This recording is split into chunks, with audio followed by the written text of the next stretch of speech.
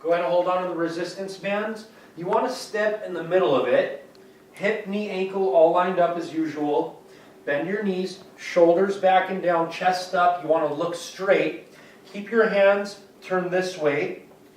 Go ahead, come up till your hands meet your shoulder blade. There we go. Breathe in on the way down, blow out on the way up. Look at his wrists. They're not moving back and forth. They're perfectly straight, okay? When he's doing the fly, his hands aren't out here in too much. It's perfectly lined up with his shoulders. The minute they move around, it starts working different muscles. Abs are tight, not swaying back and forth. Breathe in on the way down, blow out on the way up. You want to bring your hands down just to your sides. So the second they come touch your side, boom, you come right back up. If you go too far back, the muscle's going to rest. We don't want it to rest. We want to kill that muscle.